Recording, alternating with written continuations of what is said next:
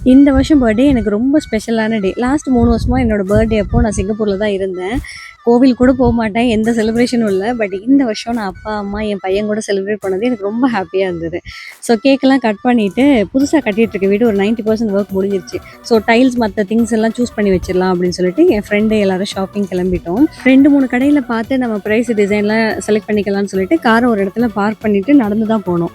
சரியான வெயிலு நம்ம ஊர்ல. 2 நாளா வெயில்ல தான் சுத்திட்டு இருக்கேன். எனக்கு சிங்கப்பூர் ரிட்டர்ன் வரும்போது நான் பிபிக்யூ சிக்கனா தான் திரும்ப வருவேன்னு நினைக்கிறேன். ஒரு 1 மந்த்துக்கு முன்னாடியே நான் டைல்ஸ் பத்தி கொஞ்சம் நோட்ஸ்லாம் எடுக்க ஆரம்பிச்சிட்டேன். ஆன்டி ஸ்கிட் மேட் ஃபினிஷ்னா என்ன? கிச்சன் ஹால்க்கெல்லாம் எந்த மாதிரியான டைல்ஸ் போடுறது? என்ன மாதிரியான கலர் ஆப்ஷன்ஸ் வந்து வச்சுக்கலாம் அப்படின்னு சொல்லிட்டு. பட் இங்க வந்து பார்த்தப்போ கடையிலேயே எனக்கு நிறைய சஜஷன் குடுத்தாங்க. ரொம்பவே யூஸ்ஃபுல்லா இருந்தது. பட் வந்துட்டு நான் எக்ஸ்பெக்ட் பண்ணி வந்த டிசைன்ஸ், கலர்ஸ் வந்து எனக்கு இங்க கிடைக்கல. என்னோட ஃபேஸ் வச்சு எங்க அப்பா கண்டுபிடிச்சிட்டாங்க. "நீ சாட்டிஸ்ஃபைடா இல்ல. நம்ம பட்டுக்கோட்டை போய் பார்க்கலாம்" அப்படின்னு சொல்லிட்டு. சரி ஓகே எல்லாரும் பிரியாணி சாப்பிடலாம் அப்படின்னு சொல்லிட்டு வீட்டுக்கு வாங்கிட்டு வந்துட்டோம். ஸோ நம்ம புதுசா கட்டிட்டு இருக்க வீட்ல என்னோட ஃப்ரெண்ட் எல்லாரும் உட்காந்து ரொம்ப நாளைக்கு அப்புறம் நிறைய கதையெல்லாம் பேசிட்டு சாப்பிட்டோம்.